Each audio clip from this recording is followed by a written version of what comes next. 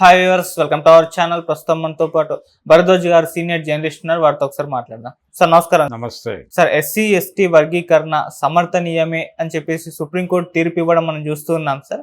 మరి దీన్ని మీరు ఇది ఎవరి విజయంగా చూడొచ్చు అంటారు సార్? దీనిపైన మీ విశ్లేషణ ఏంటి? ఎవరి విజయము అంటే ఇది ఎంఆర్పిఎస్ విజయం, మందా కృష్ణమాదిక్ గారి విజయం అని అనుకోవచ్చు. కానీ దీని మీద ఒక డిస్కషన్ జరుగుతుంది బయట. అదేంటంటే ఆయన బీజేపీతో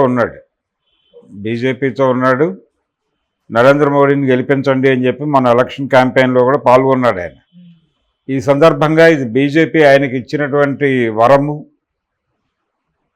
ఇది డెఫినెట్గా ఇలా పాజిటివ్ జడ్జిమెంట్ వస్తుంది అని వారు వరమిచ్చి ఆ వరాన్ని ఇప్పుడు సాకారం చేసినట్టుగా మాట్లాడుతున్నారు. కానీ ఇది ఆ కోణంలో చూడకూడదు. ఎందుకంటే కోర్టు నుంచి వచ్చినటువంటి జడ్జిమెంట్ ఇది. కోర్టులో ఆర్గ్యుమెంట్స్ చెప్పింది ఎవరు ఈ కేసులో అంటే కపిల్ సిబల్ కాంగ్రెస్ పార్టీ నాయకుడు, ఆయన అడ్వకేటు, కవి, రచయిత. వారే ఈ కేసులో కీలకం. కపిల్ సిబల్తో పాటు ఇంకొక వ్యక్తి లూథ్రా. ఈ లూథ్రా అనే పేరు ఈ మధ్య తెలుగు వారికి బాగా పరిచయం ఉన్నటువంటి పేరు. చంద్రబాబు గారి అరెస్టు తదనంతరం వారి బెయిల్ పిటిషన్లు వేసింది లూథ్రానే. ఈ లూథ్రా గారు అలాగే కపిల్ సిబల్ వీళ్ళిద్దరూ మేజర్గా ఈ కేసు డీల్ చేసినటువంటి లాయర్లు. ఈ రిజర్వేషన్, ఈ ఎస్సీ ఎస్టీ వర్గీకరణకు సంబంధించిన వ్యవహారాన్ని. కాబట్టి ఇది కాంగ్రెస్ విజయం అని కూడా అనుకోవచ్చు. ఇది బీజేపీ విజయం మాత్రమే అని బీజేపీకి అంటగట్టడం కాకుండా కోర్టులో మెరిట్స్, డిమెరిట్స్ దాని మీద జడ్జిమెంట్ వస్తుంది.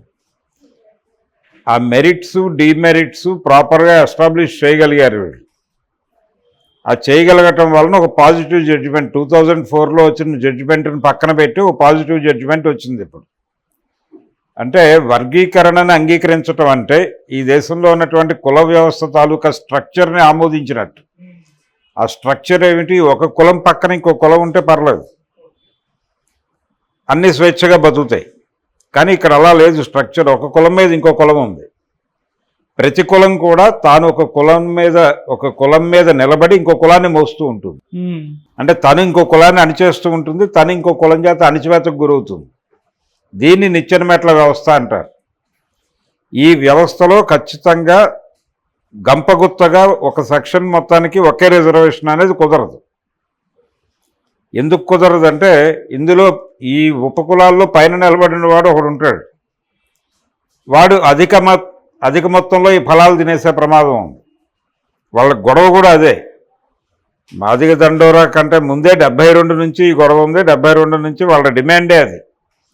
ఈ రిజర్వేషన్ల పేరుతో వస్తున్న ఫలాలన్నీ మాల సామాజిక వర్గం అనుభవించేస్తుంది, మేమందరం నోళ్ళు ఎల్లబెట్టుకుని చూస్తున్నామని. అంటే చదువుకున్న వాళ్ళు అక్కడ ఉంటారు కాబట్టి వాళ్ళు అందిపుచ్చుకుని వెళ్ళిపోతున్నారు. ఈ మొత్తం డేటా వాళ్ళకి వెళ్ళిపోతుంది.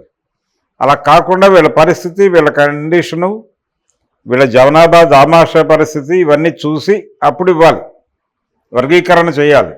గంపగుత్తుగా ఒకళ్ళకి ఇవ్వటం కాదు. అలా ఇవ్వటం ద్వారా మాత్రమే ఇతర కులాలు అభివృద్ధి చెందుతాయి. లేకపోతే ఇతర కులాల పేరు చెప్పి వాళ్ళు ఒక్కళ్ళే అభివృద్ధి చెందుతారు. అదే జరుగుతోంది అనేది గొడవ.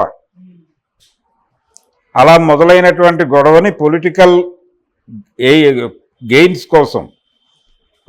గెయిన్స్ కోసం రాజకీయ పార్టీలు వాడుకోవడం కూడా జరిగింది. ఈ ఎపిసోడ్లో చాలా స్పష్టంగా తెలుగుదేశం పార్టీ 99 ఎన్నికల్లో ఎంఆర్పిఎస్ని వినియోగించుకున్న మాట వాస్తవం. ఇంత రాజకీయము, ఇంత గోళ జరిగింది ఈ వర్గీకరణ వెనకాల. ఎంఆర్పిఎస్ అనేటువంటి సంస్థ ఆవిర్భవించటము, ఈ వర్గీకరణ కోసమే పనిచేయటము. రెండోది, ఇప్పుడు జడ్జిమెంట్ వచ్చినటువంటి కేసులు ప్రధానంగా జడ్జిమెంట్ వచ్చింది దేని మీద అంటే పంజాబ్ గవర్నమెంట్ వేసిన కేసులో జడ్జిమెంట్ ఇది. అయితే ఏపీ గవర్నమెంట్ కూడా సిమిలర్ కేసులో ఒక యాంటీ జడ్జిమెంట్ మీద ప్రో జడ్జిమెంట్ కోసం కేసేసి ఉంది. దానికి కూడా ఇది అన్వయింపు అయిపోతుంది. కాబట్టి మొత్తం అన్ని కలిపి మాట్లాడుతున్నారు. ఇప్పుడు స్పెసిఫిక్గా చూస్తే ఇది తేడానే.